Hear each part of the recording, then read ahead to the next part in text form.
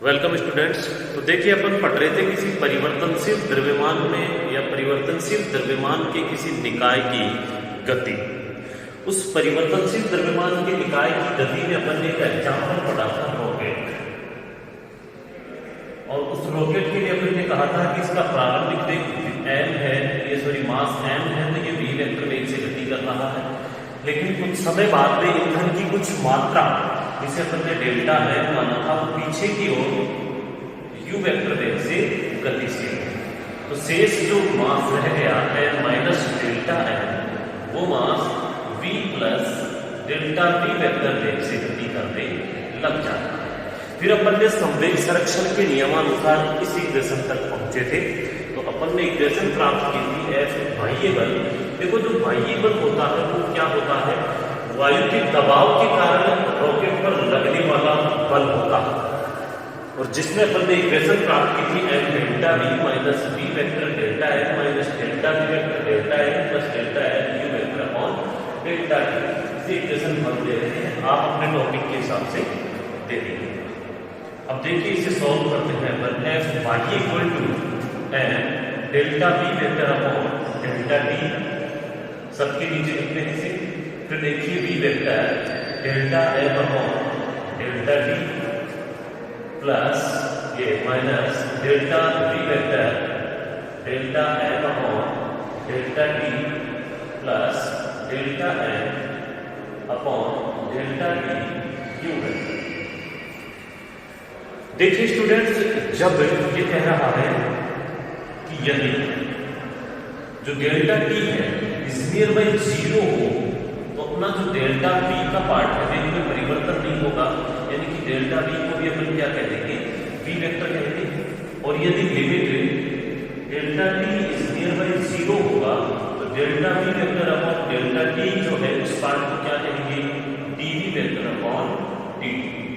फिर देखिए जो डेल्टा m का पार्ट पीछे की ओर जो गति करता है वो डेल्टा m का पार्ट है, इसलिए यानी कि मास में क्या होती है, कमी होती है, द्रव्यमान में क्या हो रही है, कमी हो रही है।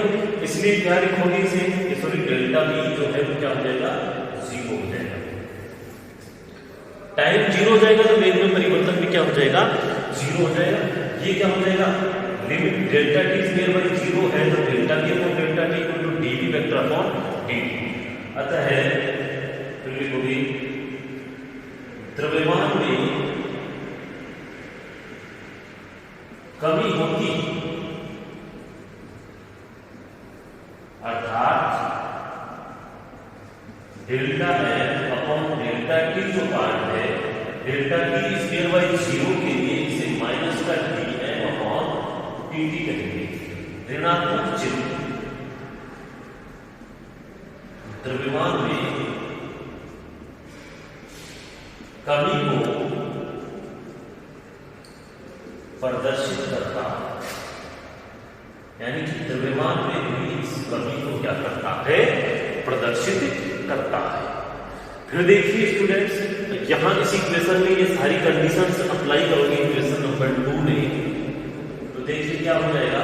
फर्स्ट पार्ट अपना m dv vector upon dt, second part delta m upon delta t को क्या लिखोगे, माइनस का डेल्टा dm अपॉन dt, तो क्या हो जाएगा प्लस का v vector dm upon dt। Delta v जो है वो 0 है, इसलिए पार्ट अपना क्या हो जाएगा, 0 हो जाएगा। और लास्ट पार्ट क्या हो जाएगा अपना, delta m upon delta t u vector. ठीक है, इसको क्या करेंगे, नेगेटिव। तो देखिए F बाह्य equal to m dv vector upon dt, m dv vector upon dt minus sign है यहाँ पर, वो ये माइनस हो जाएगा तो प्लस का v vector dm upon dt, ये पार्ट 0 हो गया। फिर देखिए delta m upon delta equal to minus का dm अपॉन dt, क्या हो जाएगा माइनस का dm upon dt u vector. ये इक्वेशन अपने को प्राप्त हुई है 3। ओके, अब देखिए इक्वेशन 3 के अंदर, इक्वेशन जो 3 है इसमें परिवर्तनशील द्रव्यमान के निकाय की गति के लिए रॉकेट के वेग में परिवर्तन जो बाह्य पद है वेग में परिवर्तन का पद कौन सा है? dv/dt। ये वेग में परिवर्तन का जो पद है वो विपरीत दिशा में प्रतिक्रियात्मक बल को दर्शाता है। तो ये चीज लिखोगे आप इक्वेशन 3 में परिवर्तनशील द्रव्यमान के किसी निकाय की गति के लिए, परिवर्तनशील जो द्रव्यमान है उस निकाय की गति के लिए रॉकेट के वेग में परिवर्तन का पद है इक्वेशन 3 में। रॉकेट के वेग में परिवर्तन का पद कौन सा है? mdv/dt। ये वाला जो पद है वो किसको प्रदर्शित करता है? विपरीत दिशा में प्रतिक्रियात्मक बल। विपरीत दिशा में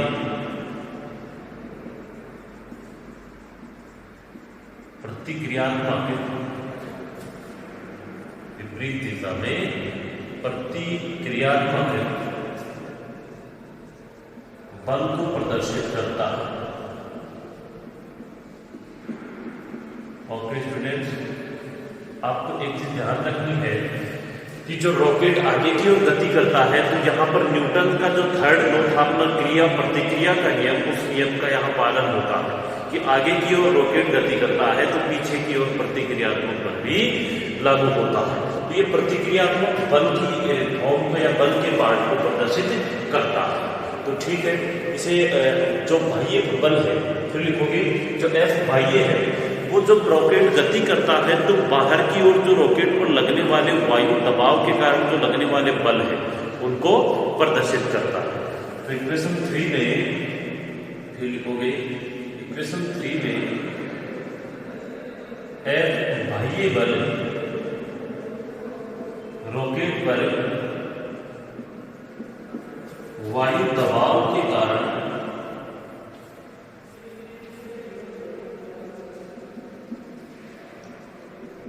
लगने वाला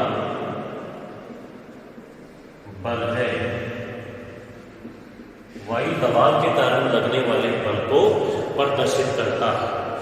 तो इक्वेशन 3 को कैसे लिखेंगे अपन देखिए, mdv/dt के इक्वल लिखो प्रतिक्रियात्मक बल के इक्वल mdv/dt इक्वल टू क्या होगा? F बाह्य बल। तो इस तरफ कहीं प्लस, देखिए यहाँ पर इस तरफ माइनस का v हो जाएगा और u का हो जाएगा प्लस का हो जाएगा, यानी plus u vector minus v vector, और दोनों में कॉमन क्या है? dm/dt। dm/dt माना u vector minus v vector equal to vr vector. vr vector हो तो mdv/dt इक्वल टू F बाह्य बल प्लस vr वेक्टर dm/dt। देखो mv क्या होता है? संवेग परिवर्तन की दर को प्रदर्शित करना है। रॉकेट में अलग हुए जो द्रव्यमान का जो भाग है डेल्टा m पार्ट अलग हुआ था, तो उस अलग हुए द्रव्यमान के भाग के संवेग परिवर्तन की जो दर है उसको प्रदर्शित करता है। इक्वेशन नंबर 4 तो आप लिखोगे इसमें इक्वेशन 4 के अंदर Vr वेक्टर dm/dt का जो पद है, इक्वेशन 4 में Vr वेक्टर dm/dt पद रॉकेट में अलग हुए द्रव्यमान के भाग के लिए संवेग परिवर्तन की दर को प्रदर्शित करता है। संवेग परिवर्तन की दर को प्रदर्शित करता है। तो ये थी अपनी इक्वेशन, और यानी कि परिवर्तनशील द्रव्यमान में या परिवर्तनशील द्रव्यमान के किसी निकाय की गति का समीकरण से कह सकते हैं। अब अपन देखते हैं रॉकेट का सिद्धांत क्या है। तो आगे का अपना टॉपिक यही है, रॉकेट का सिद्धांत, द थ्योरी ऑफ रॉकेट।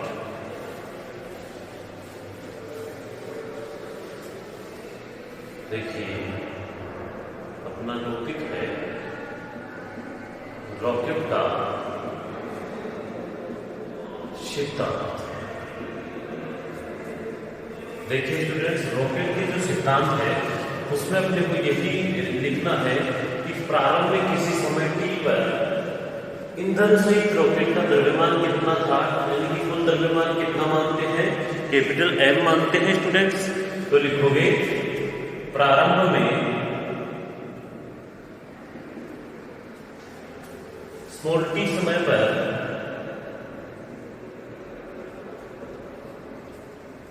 ईंधन सहित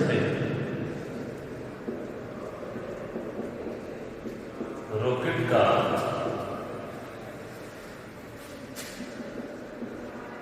द्रव्यमान कैपिटल M है, जो v वेक्टर वेग से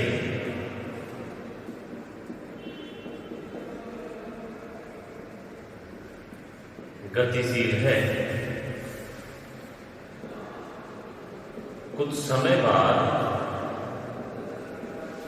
या dt समयांतराल में रॉकेट का dm भाग अलग होकर,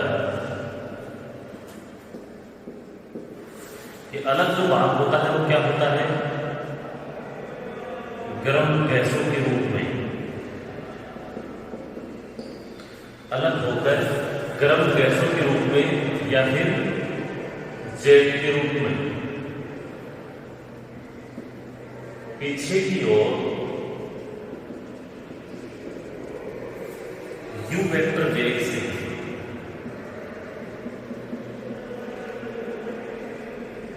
गति करने लगता है। u वेक्टर वेग से क्या करने लगता है, गति करने लगता है। हम जानते हैं अपन पढ़ चुके कि परिवर्तनशील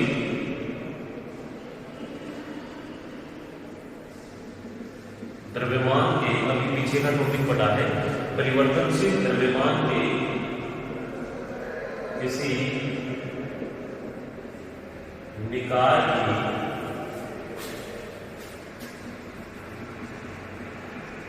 गति के लिए इक्वेशन फॉर सेम, ये जो इक्वेशन अपन ने पढ़ी है m dv vector upon dt equal to f बाह्य बल plus vr vector dm upon dt। इस इक्वेशन से अभी हमने परिवर्तनशील द्रव्यमान की किसी निकाय की गति के लिए इसके बारे में अध्ययन किया है स्टूडेंट्स। अब देखिए जो अपन आगे की प्रक्रिया पढ़ रहे हैं, रॉकेट की जो थ्योरी है, यानी कि वायु दबाव के कारण लगने वाला बल है, और ये वायु दबाव के कारण लगने वाला जो बल है यदि गुरुत्वीय बल के रूप में हो और वायु का दबाव अगर बदलने हो तो इसकी वैल्यू क्या होगी, वो लिखते हैं इक्वेशन 1 में F बाह्य बल वायु दबाव के कारण,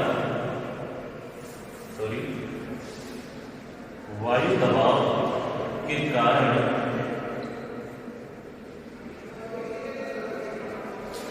लगने वाला बल है।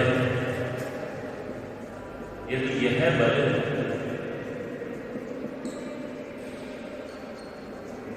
गुरुत्वीय बल के रूप में हो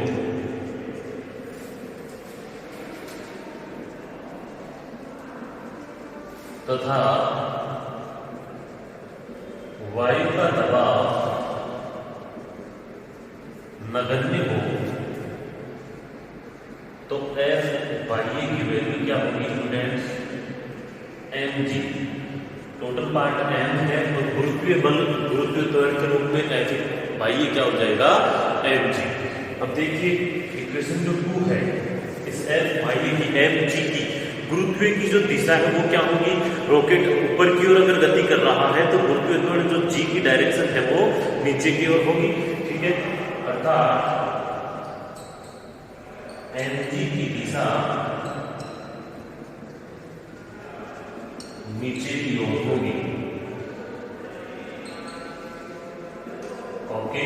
फिर देखिए जो dm भाग अलग होता है, dm भाग अलग होता है तो Vr वेक्टर और dm जो अलग हुए भाग उसमें संवेग परिवर्तन को प्रदर्शित करता है। तो ये भी फोर्स ही तो है, संवेग परिवर्तन की जो दर है वो बल के बराबर होगी। तो वो किसके इक्वल होगी, यानी कि इसकी डायरेक्शन क्या होगी, वो भी पीछे की ओर ही होगी। तो वो भी लिखोगे इक्वेशन 1 में Vr वेक्टर dm/dt भी अलग हुए भाग के संवेग परिवर्तन की दर है, अर्थात अलग हुआ भाग z के रूप में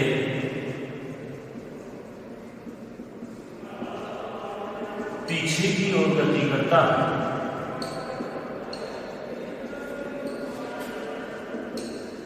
अर्थात इसकी दिशा भी नीचे की ओर होगी, ठीक है स्टूडेंट्स। इसकी डायरेक्शन भी क्या होगी, नीचे की ओर ही होगी।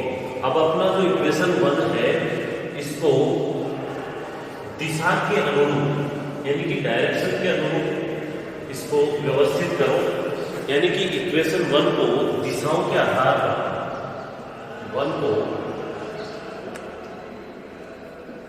दिशाओं के आधार पर लिखने पर डायरेक्शन अपने को पता है mdv/dt या आप mdv/dt के इक्वल वैल्यू लिखोगे, ये तो परिवर्तनशील द्रव्यमान है। और ये देखोगे आप mg की डायरेक्शन नीचे की ओर तो माइनस का mg, f भाई ये वैल्यू कर दी मैंने तो माइनस का mg, और Vr की डायरेक्शन भी नीचे की ओर है तो Vr वेक्टर dm/dt। ये डायरेक्शन के हिसाब से अपनी इक्वेशन 1 को अपन ने व्यवस्थित कर दिया। इक्वेशन नंबर 3 mg नीचे की ओर होगी और z के रूप में धुआं भी जो है, अगर रॉकेट आगे की ओर गति करेगा तो ये पार्ट पीछे की ओर, धुआं पीछे की ओर है तो इसकी भी डायरेक्शन क्या हो जाएगी, ऋणात्मक चिन्ह। अर्थात यहाँ ऋणात्मक चिन्ह दिशा को प्रदर्शित करता है। नेगेटिव साइन रॉकेट के पीछे की ओर जेट के रूप में निकलने वाली गर्म गैसों की दिशा को प्रदर्शित करता है। आज के लिए इतना ही अध्ययन करेंगे, बाकी कल पढ़ेंगे। Thank you all of students.